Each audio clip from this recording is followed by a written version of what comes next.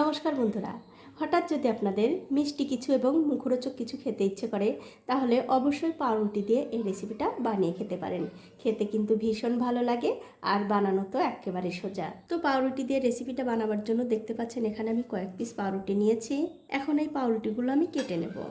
আর আমার এই ছোট্ট চ্যানেলটি যারা সাবস্ক্রাইব করেছেন তাদেরকে অনেক ধন্যবাদ, আর যারা সাবস্ক্রাইব করেননি তাদেরকে সাবস্ক্রাইব করে নেওয়ার অনুরোধ রইল।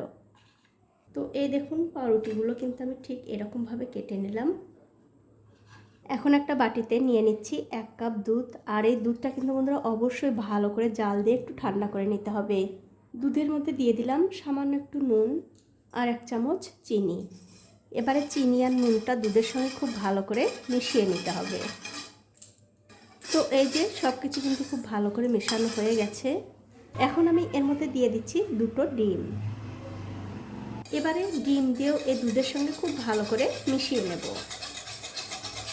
তো এই দেখুন ডিম আর দুধ কিন্তু আমি খুব ভালো করে মিশিয়ে নিয়েছি। এখন এই বাটিটা ধরে আমি একপাশে রেখে দিচ্ছি। এখন একটা ফ্রাইং প্যানে দিয়ে দিচ্ছি একটুখানি বাটার।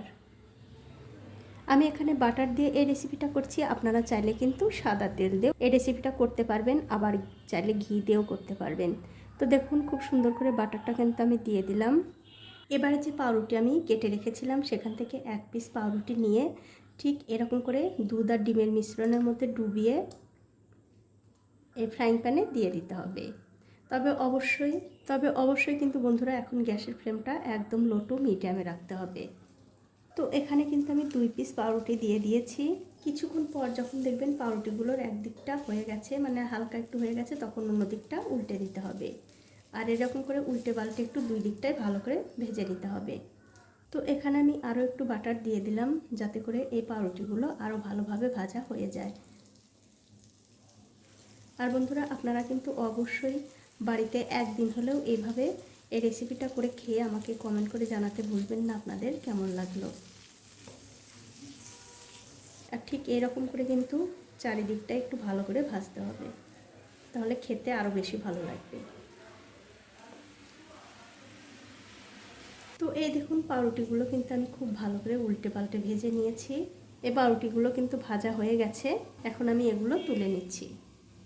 তুলে নেবার পর আমি আরও একটু বাটার দিয়ে দিলাম। এবার একটু বেশি করেই দিলাম, তার কারণ হচ্ছে একবারে আমি অনেকগুলো দেব। আপনারা একবারে অনেকগুলো দিয়েও ভাজতে পারেন, আবার অল্প অল্প করে দিয়েও ভাজতে পারেন, কোনো অসুবিধা নেই। আর এই রেসিপিটা কিন্তু বন্ধুরা আপনারা বাচ্চাদের টিফিনেও দিতে পারবেন। তো এই দেখুন একসঙ্গে কিন্তু আমি অনেকগুলো দিয়েছি। কিছুক্ষণ পর যখন দেখবেন এগুলোরও একদিকটা হয়ে গেছে তখন কিন্তু খুব সাবধানে এগুলোও উল্টে দিতে হবে, আর উল্টে পাল্টে খুব ভালো করে ভেজে নিতে হবে। আর এই রেসিপিটা করা কিন্তু বন্ধুরা খুবই সোজা, একদম সহজ, আর হয়েও যায় অল্প সময়ে। দেখতেই পাচ্ছেন একদম কিন্তু অল্প সময় হয়ে যায়। তো আমি আরও একটু বাটার দিয়ে দিলাম যাতে এগুলো খুব ভালোভাবে ভাজা হয়ে যায়। আর ঠিক এরকম করেই কিন্তু যতগুলো ভাজবেন একইভাবে ভেজে নিতে হবে।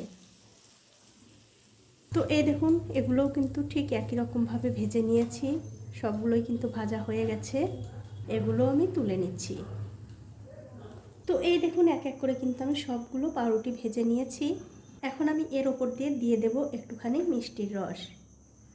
আমি এখানে মিষ্টির রস দিচ্ছি, আপনারা চাইলে কিন্তু মধুও দিতে পারেন, খেতে কিন্তু ভীষণ ভালো লাগবে।